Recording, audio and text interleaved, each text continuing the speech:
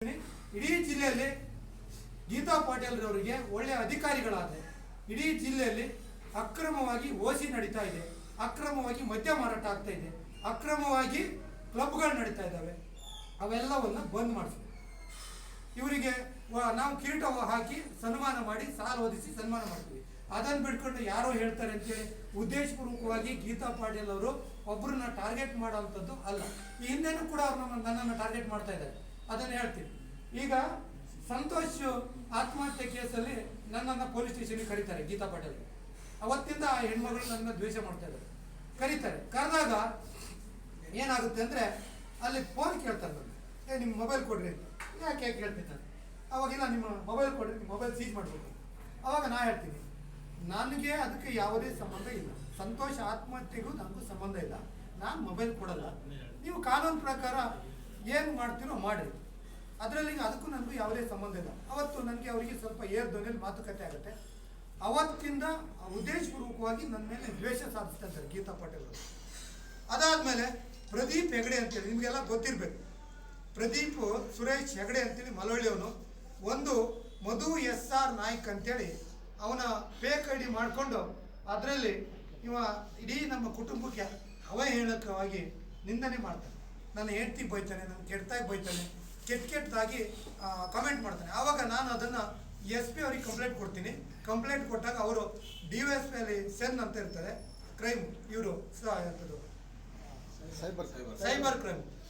Cyber crime ಸ್ಟೇಷನಿಗೆ ಹೋಗಿ ನೀವು complaint ಕೊಡ್ರಿ ಅಂತ SP ಅವ್ರು ಹೇಳ್ತಾರೆ. ಅಲ್ಲಿ ಹೋಗಿ ಕೊಟ್ಟಾಗ ಅವರು ಒಂದು 15 ದಿವಸ ಆದಮೇಲೆ ಅವರು ಹುಡುಕ್ತಾರೆ. ಹುಡುಕಿದ ಮೇಲೆ ಮಧು SR ನಾಯ್ಕ್ ಅನ್ನುವಂಥ ಫೇಕ್ ಐಡಿಯಲ್ಲಿ ಪ್ರದೀಪ್ ಸುರೇಶ್ ಹೆಗಡೆ ಅನ್ನೋರು ಏನಿದ್ದಾರೆ ಅವ್ರ ಸಿಮ್ಮಲ್ಲಿ ಈ ಥರ ಫೇಕ್ ID ಮಾಡ್ಕೊಂಡು ಮಾಡಿದ್ದಾರೆ. ನೀವು ಸಿದ್ದಾಪುರ ಪೊಲೀಸ್ ಸ್ಟೇಷನಲ್ಲಿ FIR ಮಾಡಿರಿ, ಹೋಗಿ ಕಂಪ್ಲೇಂಟ್ ಮಾಡಿರಿ ಅಂತಾರೆ. ನಾನು ಬಂದು ಪುನಃ ಸಿದ್ದಾಪುರ ಪೊಲೀಸ್ ಸ್ಟೇಷನಲ್ಲಿ ಕಂಪ್ಲೇಂಟ್ ಕೊಡ್ತೀನಿ. ಕಂಪ್ಲೇಂಟ್ ಕೊಟ್ಟಾಗ ಅವರು ಅಲ್ಲಿ ಮೇಲ್ ಮಾಡ್ತಾರೆ ಆ ದಾಖಲೆಗಳನ್ನೆಲ್ಲ. ಅದು FIR ಆಗುತ್ತೆ. ಕೋರ್ಟಿಗೆ ಚಾರ್ಜ್ ಶೀಟ್ ಹಾಕೋಂಥ ಸಂದರ್ಭದಲ್ಲಿ ಅವನು ಪ್ರದೀಪ್ ಸುರೇಶ್ ಹೆಗಡೆ ಸ್ಟೇ ತರ್ತಾನೆ ಹೈಕೋರ್ಟಲ್ಲಿ. ಇದು ನಡೀತಾ ಇದೆ. ಅದೇ ಉದ್ದೇಶ ಇಟ್ಕೊಂಡು ಅವನೇನು ಮಾಡ್ತಾನೆ, ಮಾನವ ಹಕ್ಕು ಆಯೋಗಕ್ಕೆ IG ಎಲ್ಲ ಬರೀತಾನೆ ಪೊಲೀಸ್ ಡಿಪಾರ್ಟ್ಮೆಂಟ್ ಮೇಲೆ.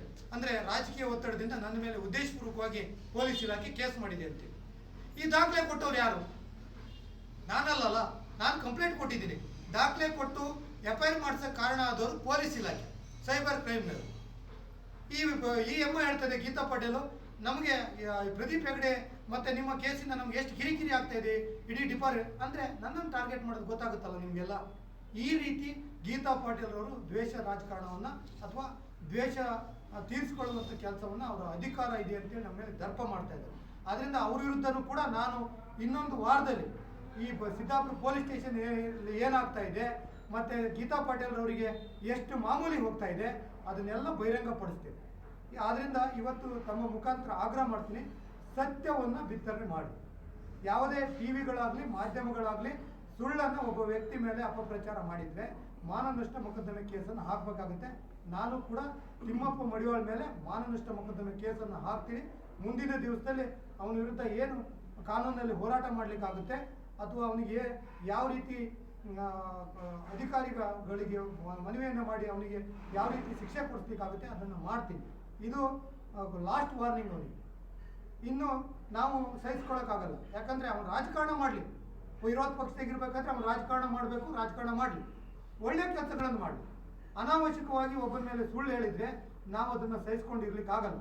ತಕ್ಷಣ ಅವನ ಮೇಲೆ ಪೊಲೀಸ್ ಇಲಾಖೆ ಸುಮೋಟೋ ಕೇಸನ್ನು ದಾಖಲು ಮಾಡಿಕೊಂಡು ಅವನನ್ನು ಬಂಧಿಸಬೇಕು. ಈ ರೀತಿ ಅವನ್ನ ಹೇಳಕಾರವಾಗಿ ಪತ್ರಿಕಾಗೋಷ್ಠಿ ಮಾಡೋದು, ಸುಳ್ಳು ಆರೋಪ ಮಾಡೋದು, ಇದನ್ನು ತಕ್ಷಣ ಪೊಲೀಸ್ ಇಲಾಖೆ ಸುಮೋಟೋ ಕೇಸನ್ನು ದಾಖಲು ಮಾಡಿ ಅವನನ್ನು ಬಂಧಿಸಬೇಕು. ನಾನು ಕೂಡ ಈಗಾಗಲೇ ವಕೀಲರ ಜೊತೆ ಮಾತಾಡಿದ್ದೀನಿ. ಅಲ್ಲಿ ಕಾನೂನು ಪ್ರಕಾರ ಏನೇನು ಮಾಡಬೇಕು ಅದನ್ನು ಮಾಡ್ತೀನಿ. ತಮ್ಮೆಲ್ಲರಿಗೂ ನಮಸ್ಕಾರ.